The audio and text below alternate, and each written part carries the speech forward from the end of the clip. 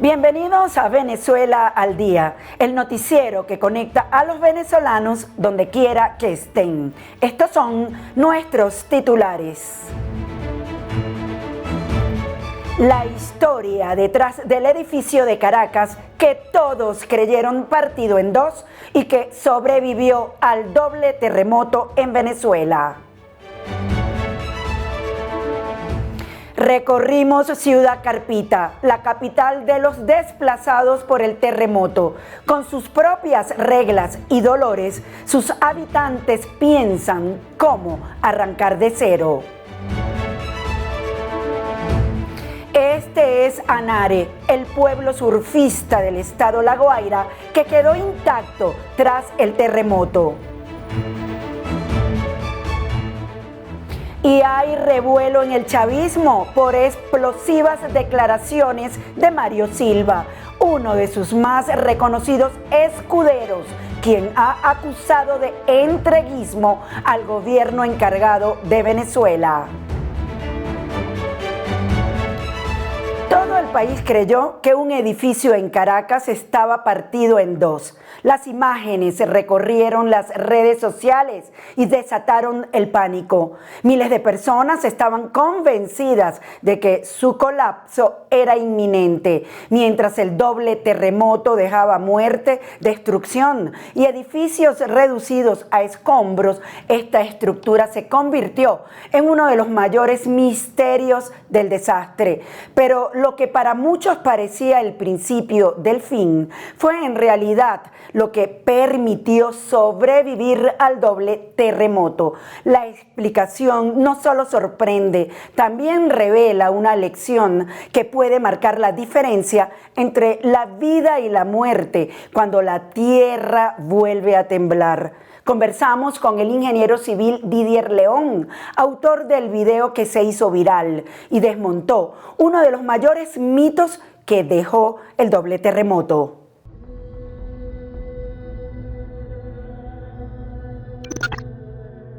Unas imágenes que jamás se borrarán de la mente de quienes sobrevivieron.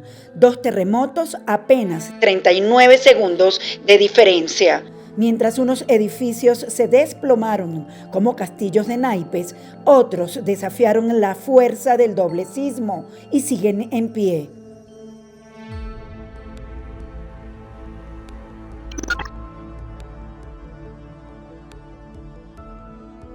Este edificio en Caracas se convirtió en el gran misterio del doble terremoto. Miles creyeron que estaba partido en dos y que colapsaría en cualquier momento, pero los expertos dicen todo lo contrario. Estructuralmente, lo que se ve mal, el edificio, la junta de dilatación funcionó bastante bien. El edificio no presenta ningún riesgo estructural aparente. Se recomienda investigación profunda. Pero quienes estaban adentro no lo sabían. Durante eternos segundos creyeron que todo terminaría bajo los escombros. Ay, yo pensé, todo se va a caer. Nos quedamos paralizados esperando la caída. Fue como una película de terror, fue horrible. Lo que para muchos parecía una falla o grieta era en realidad una junta de dilatación diseñada para absorber la fuerza del terremoto y salvar vidas. Cuando ven una línea recta en su edificio, eso está diseñado precisamente para que parta la mampostería. Yo vivo en el piso 12 y aunque tengo 28 años, yo desconocía totalmente que Caracas está sobre una falla. Este edificio no improvisó su resistencia, fue diseñado desde su construcción en 1980 con dos torres independientes unidas por una yunta de dilatación. Durante el sismo, esa separación permitió que cada torre se moviera por su cuenta, reduciendo el riesgo de colapso. Al ver eso, simplemente lo primero que le dije fue, wow, esta junta funcionó ideal. O sea, es que en construcción hay muchos tipos de juntas. Hay juntas de dilatación térmica, hay juntas estructurales, hay juntas de construcción y en este caso son juntas estructurales o juntas de dilatación.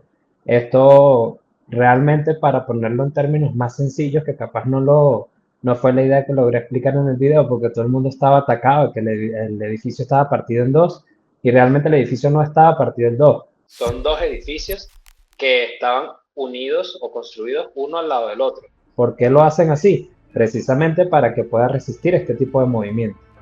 Al final entendí que la junta de dilatación no partió el edificio en dos, sino que separó las torres como fue diseñada para soportar el terremoto. Pero el hecho de que el edificio siga en pie y que, por cierto, recibiera una etiqueta amarilla, daños moderados, no significa que todo esté bien. La inspección reveló errores constructivos que nunca debieron cometerse.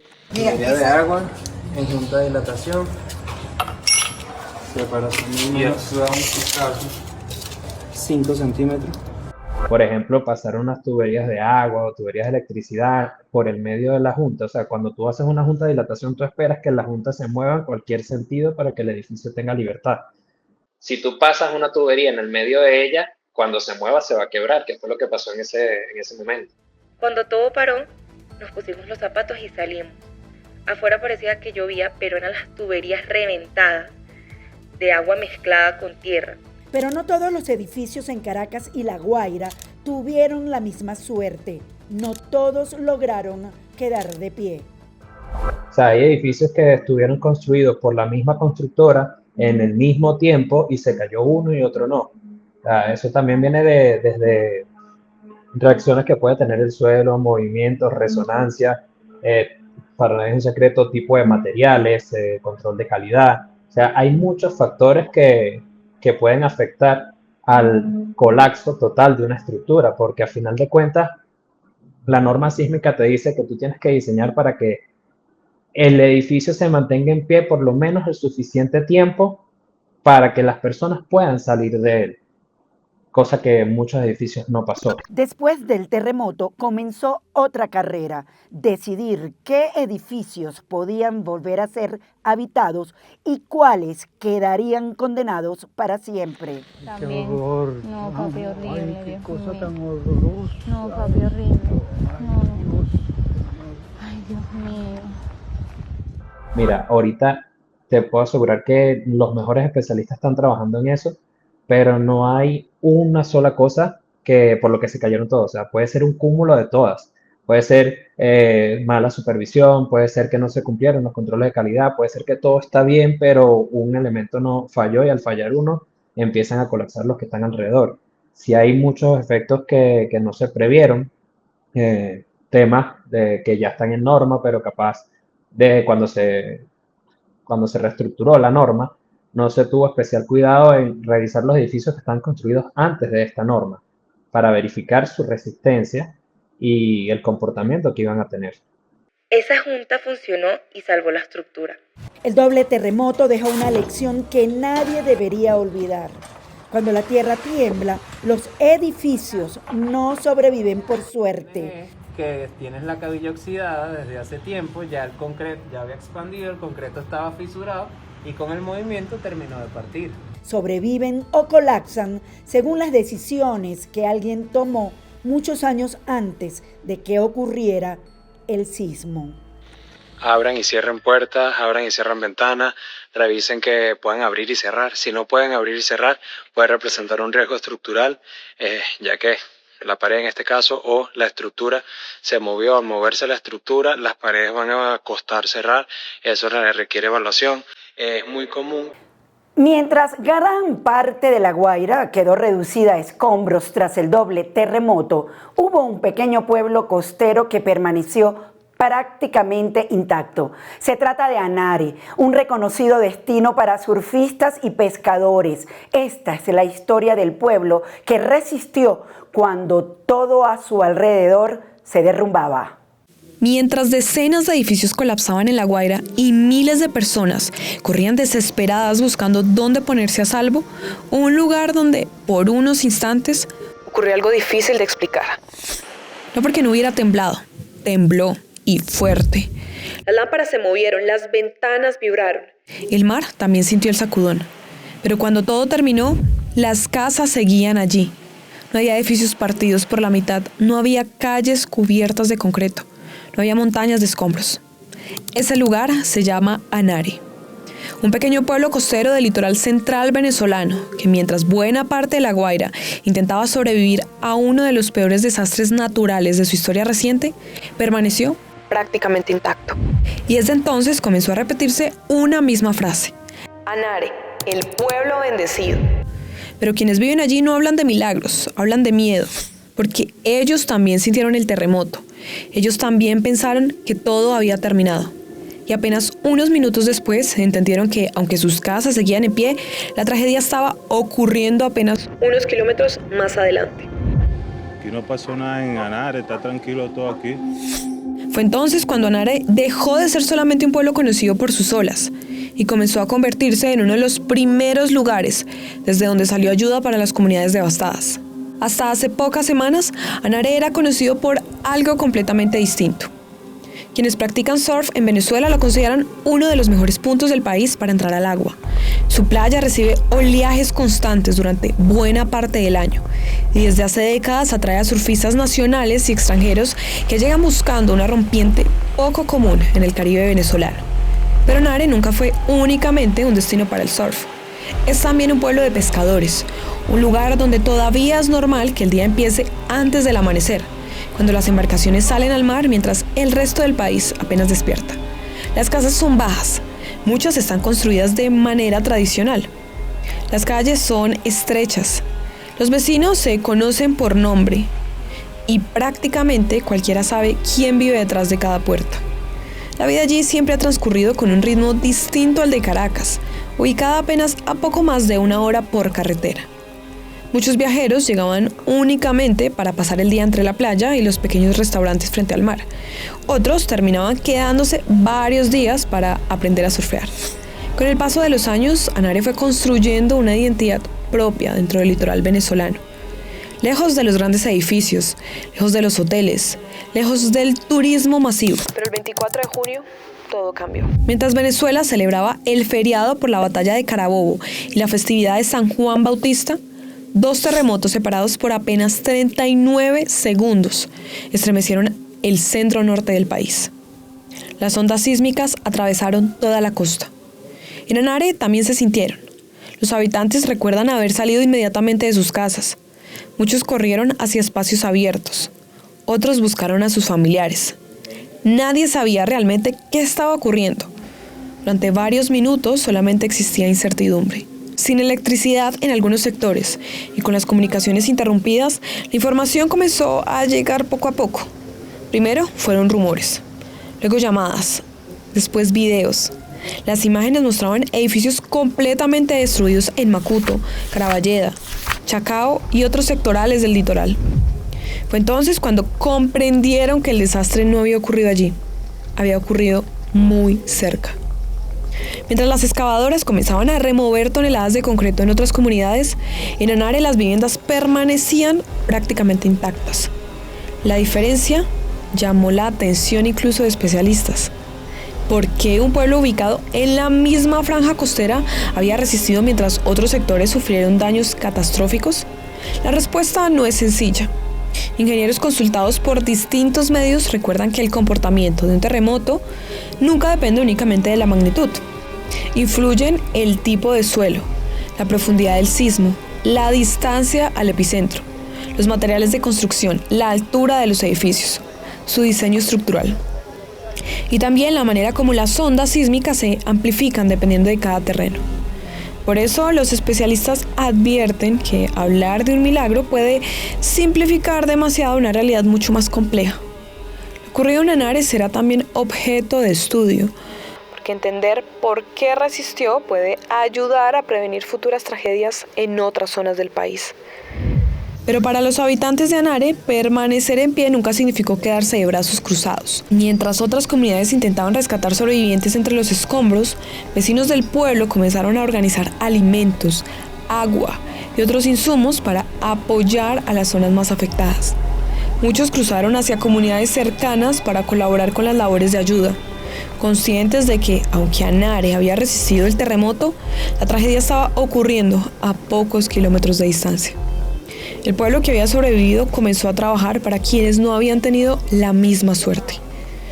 Hoy, las olas siguen llegando a Anare exactamente igual que antes. Los surfistas han comenzado a regresar poco a poco. Los pescadores vuelven a salir al amanecer. La playa conserva el mismo paisaje que durante años atrajo visitantes de toda Venezuela. Pero algo cambió para siempre. Porque ahora, cuando alguien menciona Anare, ya no piensa únicamente en surf. Piensa en un pueblo que permaneció de pie mientras el resto del litoral se derrumbaba.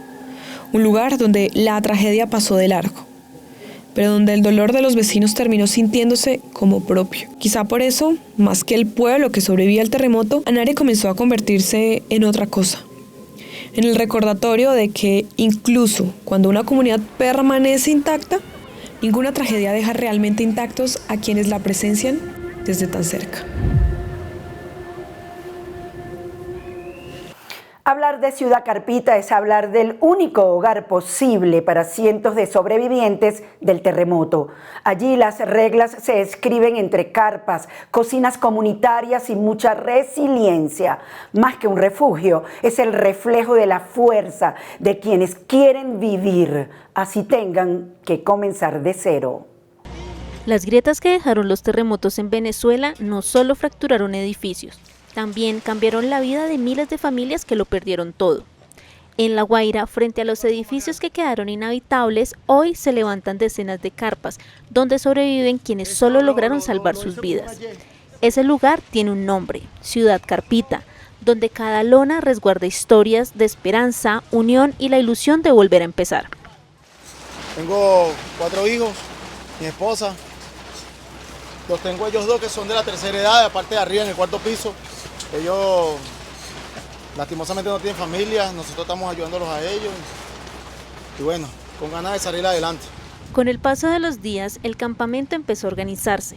Entre cocinas compartidas, tendederos improvisados y espacios comunitarios, las familias intentan recuperar la rutina que la catástrofe les arrebató.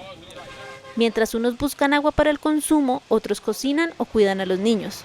En Ciudad Carpita, la organización se ha convertido en una herramienta indispensable para enfrentar la emergencia. La cocina la aportó un vecino, la lavadora la aportó un vecino y aquí nos ayudamos mutuamente en el aseo, en la organización, en la limpieza y así vamos poco a poco. Nos estamos turnando y bueno, a pie de lucha, como es el venezolano. La ayuda humanitaria ha sido fundamental para quienes permanecen en el campamento. Cada día llegan camiones cargados de insumos, alimentos y agua potable, lo que ha permitido aliviar las dificultades que enfrentan los damnificados mientras esperan una solución definitiva para regresar a sus hogares. Desde el momento 1, desde que fue el terremoto, hubo una respuesta inmediata, pero de personas civiles, personas independientes, prestando el apoyo, la colaboración, nos trajeron agua, comida, pero personas civiles. La respuesta del Estado se está viendo en estos momentos que la estamos viendo nosotros, pues, y esperando pues alguna respuesta y ojalá y sea positiva lo más pronto. A la atención de esta emergencia también se han sumado empresas privadas que brindan apoyo a las familias damnificadas mientras avanza el proceso de recuperación y reconstrucción en las zonas afectadas. La empresa privada está dando apoyo al Estado venezolano, por lo menos para solventar estas primeras semanas, cuando la crisis es más fuerte y tarda mucho más la gente en asimilar su situación. Luego, por supuesto, pasará a las manos convenientes, que estoy casi seguro que deben tener algún plan ya en proceso. No te podría asegurar cuál es, no conozco los detalles. Aunque el camino hacia la recuperación es incierto, Ciudad Carpita es una muestra de fortaleza. Entre vecinos que comparten los alimentos, levantan una carpa o brindan ayuda a quien más lo necesita, renace la esperanza de quienes lo perdieron casi todo, convencidos de que la unión también será el primer paso para reconstruir sus vidas. Durante más de 2 décadas, Mario Silva fue una de las voces más influyentes del chavismo. Desde su programa de televisión La Hojilla, defendió al gobierno, enfrentó a la oposición y se consolidó como uno de los principales escuderos de la revolución bolivariana. Pero hoy son sus propias palabras las que han encendido las alarmas. En un mensaje cargado de críticas, denuncias y preguntas incómodas, Silva afirmó que en Venezuela ya estaría en marcha una transición política que, según él, es totalmente entreguista a Estados Unidos. El mensaje de Mario Silva choca de frente con el gobierno encargado de Delcy Rodríguez y deja al descubierto las profundas tensiones que atraviesan al oficialismo. Mis palabras no son derrotistas ni optimistas, son el retrato de la realidad. Con esta frase, Silva explicó el sentido de su mensaje y aseguró que la revolución bolivariana atraviesa uno de sus momentos más críticos. Según Silva, el pueblo chavista vive bajo un clima de hostigamiento y manipulación, mientras que cualquier voz disidente es, afirma, rápidamente silenciada. También cuestionó a quienes durante años enarbolaron el discurso antiimperialista y que, a su juicio, hoy habrían terminado cediendo sus principios. El exconductor de La Hojilla fue aún más lejos al sugerir que detrás de los acercamientos con Washington existiría una negociación para facilitar esa transición política. Según afirmó, pese a esas concesiones, las sanciones internacionales siguen vigentes y no existen indicios de que vayan a ser levantadas. Sus declaraciones vuelven a calentar